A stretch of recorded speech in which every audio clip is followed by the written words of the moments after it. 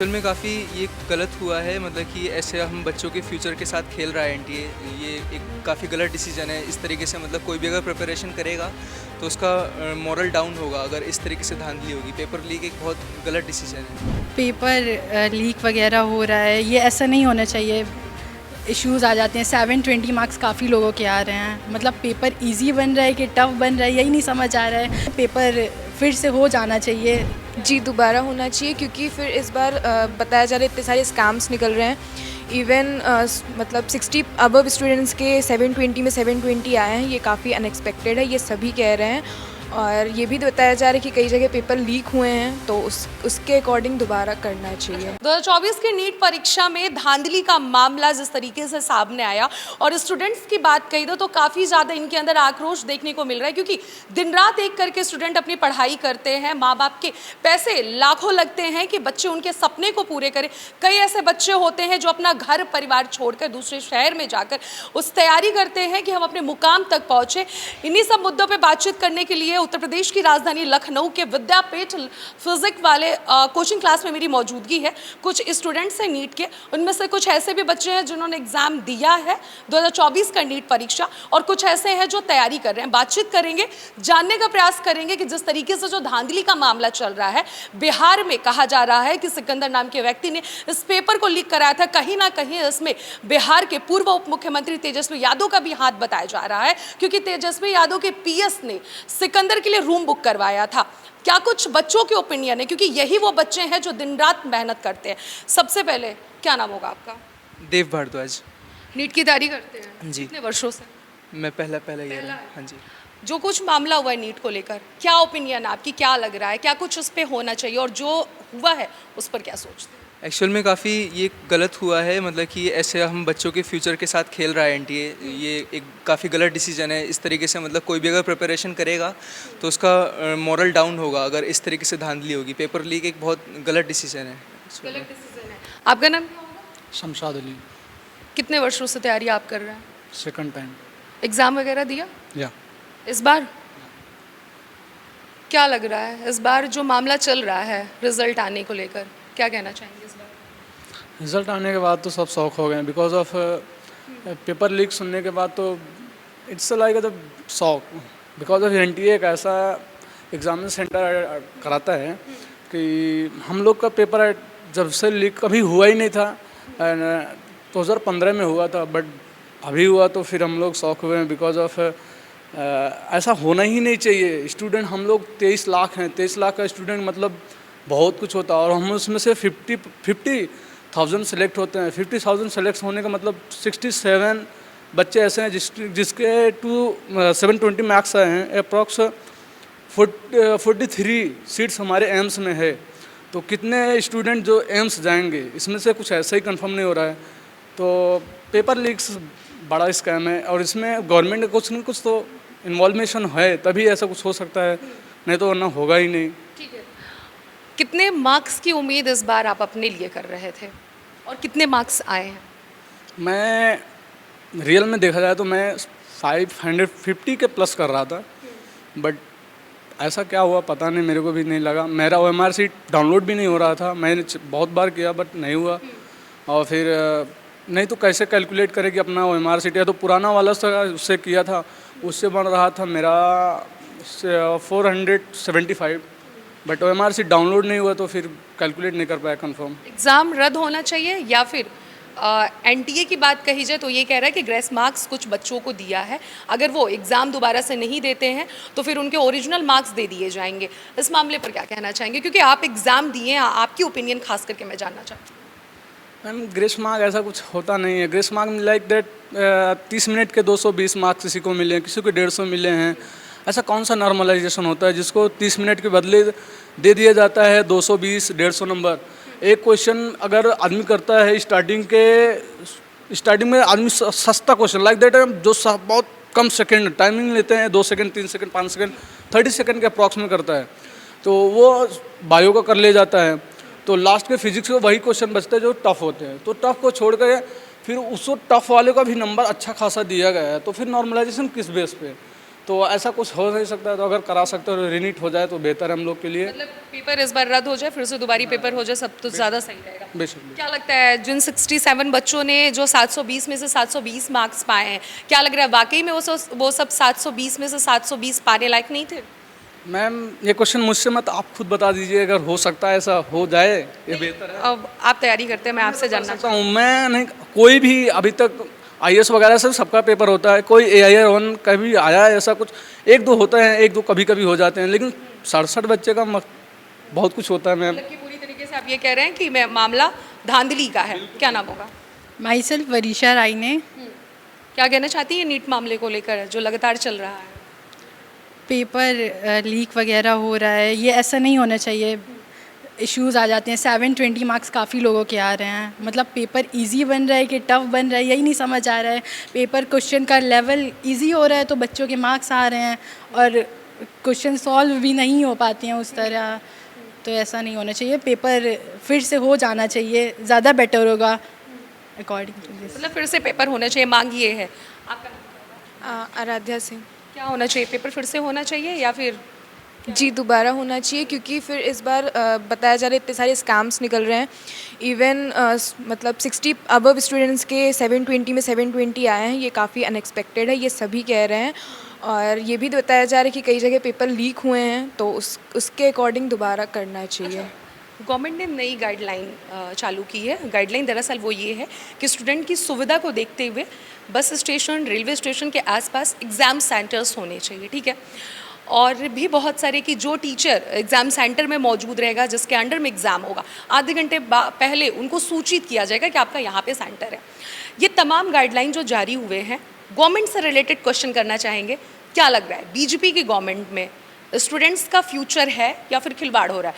अभी उन्होंने गाइडलाइन निकाली है, पूरे मामले को देखते हुए बताइएगा।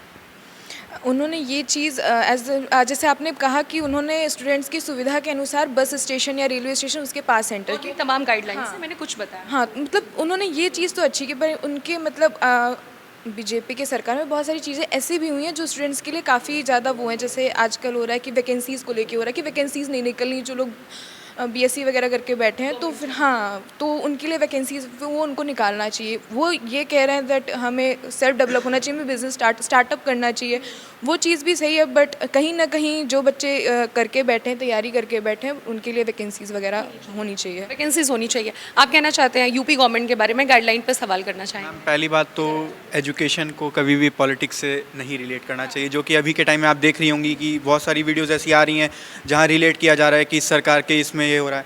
पहली बात तो एजुकेशन अपनी जगह है, यूथ ही आगे का फ्यूचर है इंडिया का, और अगर यूथ ही आगे नहीं बढ़ पाएगा तो फिर कैसे होगी पढ़ाई। और जहाँ तक रही बात मैम कि एक 720 आउट ऑफ 720 एक अच्छा स्कोर होता है नीट में, AIR-1 आता है, वो उसके लिए मैक्सिमम बच्चे चाहते हैं कि हम एम्स जाएंगे। लेकिन मैम जब 67 बच्चों के आ रहे हैं 720 आउट ऑफ 70, और उसके बाद फिर कौन, वो खुद ही नहीं डिसाइड कर पा रहे हैं, जो जिन्होंने AIR-1 लाया वो नहीं डिसाइड कर पा रहे कि मुझे मिलेगा एम्स या नहीं मिलेगा। तो मैम अगर मैं पहले एस्पायर कर रहा था कि एटलीस्ट मुझे एक प्राइवेट कॉलेज हट करके गवर्नमेंट कॉलेज मिलेगा MBBS के लिए, जिससे मैं मतलब कम पैसों में मतलब पढ़ाई कर पाऊँगा। मेनली मैम एक स्टूडेंट क्यों कर रहा है तैयारी, इसीलिए कि अच्छी सुविधाएँ उसे मिले कम प्राइस में। लेकिन मैम जब आगे जा कर के आपको पता चलता है कि नहीं, अचानक से हर बार जो कट ऑफ जाता था 610, 620, 630, और वो इस बार अचानक से 650 पहुंच रहा है, तो एक साल में मैम अगर 30-40 नंबर की ग्रोथ हो रही है, और वो भी जब आपको बाद में पता चलता है, पहले तो स्टूडेंट इसी को देख करके डिप्रेस हो जाते हैं कि इतना ज़्यादा एक बार में उछाल। और दूसरी बात ये कि हम तैयारी तो कर रहे हैं, लेकिन जब देख रहे हैं कि इतने बच्चे ला रहे हैं जो उनको जब एम्स दिल्ली नहीं मिल रहा है, तो मैं ये कैसे एक्सपेक्ट कर सकता हूँ कि नेक्स्ट टाइम जो होगा वो फेयर एग्ज़ाम होगा और मुझे मिल ही जाएगा। अच्छा, आपने शुरुआत में एक बात बोला कि पॉलिटिक्स से जोड़कर पढ़ाई लिखाई या फिर एजुकेशन को नहीं जोड़ना चाहिए, लेकिन गवर्नमेंट की बात कही जाए तो पॉलिटिक्स से रिलेटेड गवर्नमेंट भी आता है, सरकार किसकी किसकी नहीं है।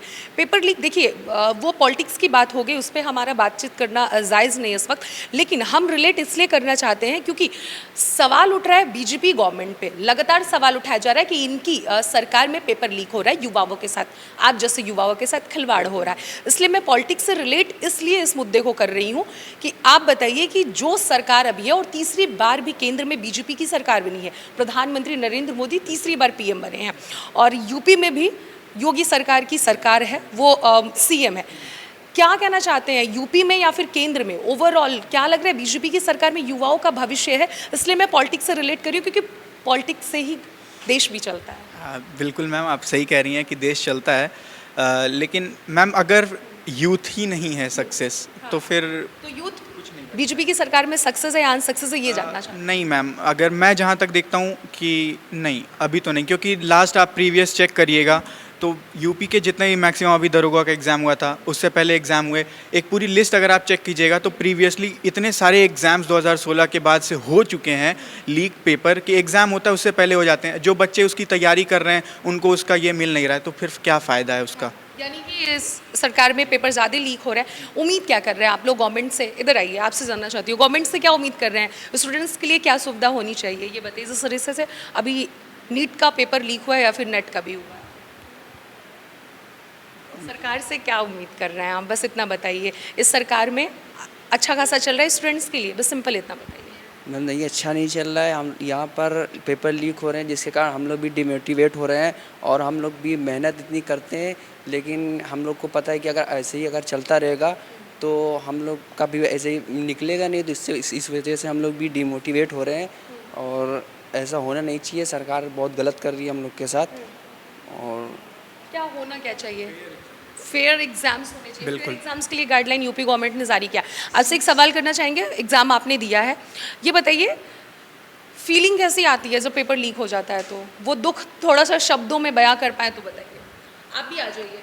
पेपर लीक हो जाता है तो वो लगता है कि मतलब कैसे फिर से देना पड़ेगा, दुनिया उजड़ गई या फिर किस टाइप का लगता है? हाँ यही ऐसे ही फील होता है, जैसे लगता है पता नहीं क्या हो गया, फिर से होगा कि कैसे होगा, अब क्या होगा, अब वो चीज़ की तैयारी करें कि फिर नई चीज़ की तैयारी करें। फाइनेंशियल प्रॉब्लम्स भी सबकी ज़िंदगी में हाँ, आते रहते हैं। सबका अलग अलग वो रहता है, फाइनेंशियल प्रॉब्लम रहती है, काफ़ी इश्यूज रहते हैं, और फिर मतलब फिर से स्टार्ट करना किसी चीज़ को वो डिफरेंट हो जाता है, फिर वही चीज़ स्टार्ट कर रहे हैं, फिर से पढ़ रहे हैं, वो अपने लिए एक अलग मोटिवेशन देता है। कहीं ना कहीं संकोच रहता होगा कि क्या पता पिछली बार इतना मार्क्स लेते हैं कि इस बार उससे भी कम ना आ जाए, फिर ज़्यादा भी हो सकता है। इसलिए ये ऐसा होता भी है, बहुत लोगों के साथ होता है कि पिछली बार इनफैक्ट ज़्यादा आ गया, अब की फिर कम हो गया, बिकॉज पेपर ज़्यादा कट ऑफ हाई चला गया, फिर और कम आ गए, जितना था उतना तो मिल ही नहीं पाया। आपने बोला इस बार मुझे उम्मीद था 500 क्रॉस जाता, ठीक है, कैसा लगा था जब पता चला था कि पेपर नीट का धांधली हो गया है और अभी तक कुछ क्लियर भी नहीं हुआ है? मैम शौक हो गए थे एकदम। शौक होने के बाद लाइक दैट, फिर जैसे कि उसमें कुछ एक्सपेक्टेड ही नहीं था कि ऐसा हो सकता है हमारी इस गवर्नमेंट में, और इतना बड़ा लेवल का जो एग्ज़ाम होता है इसमें भी पेपर लीक हो जाए, ऐसा सोच ही नहीं सकते। तो फिर दिन जब सुने तो फिर शौक हुए, तो थोड़ा परेशान हुए, एक रात तो सोए ही नहीं थे, रोए वगैरह थे। फिर उसके बाद घर पे कॉल किए तो थोड़ा रिलैक्स महसूस किए, फिर उस दिन घर चले गए थे। मतलब यहाँ पे फैमिली को छोड़ कर रहते हैं सिर्फ और सिर्फ तैयारी करने के लिए, ठीक है। तो ये थे हमारे साथ नीट के कुछ स्टूडेंट जिन्होंने अपने शब्दों में बताया कि किस तरीके से पेपर होनी चाहिए, पेपर नीट एंड क्लीन तरीके से कहा जाए, फेयर तरीके से होनी चाहिए। लगातार जो एग्जाम्स लीक हो रहा है, अभी कुछ दिनों पहले यूपीपी का एग्जाम लीक हुआ, उसके बाद से नीट में अभी धांधली का मामला चल रहा है, पूरी तरीके से क्लियर नहीं हुआ है कि इस मामले पर क्या कुछ कार्रवाई आगे होनी चाहिए। अभी ये मामला पड़ा हुआ है, उसके बाद से नेट का भी एग्जाम लीक हो जाता है, जिसको सीधे शिक्षा मंत्रालय ये कहते हुए रद्द कर देता है कि कहीं ना कहीं इसमें लीक हुआ था, इसलिए इसको रद्द करना पड़ेगा।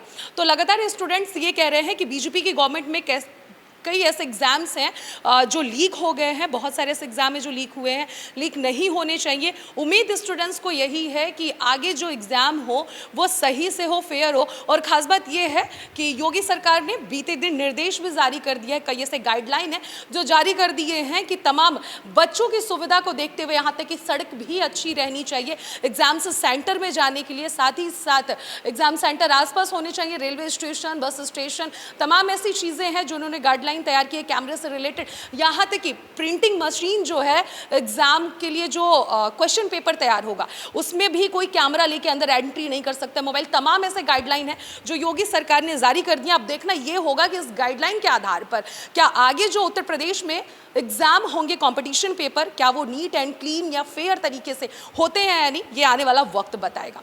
कैमरा पर्सन राकेश के साथ अनन्या मिश्रा, TV24 लखनऊ।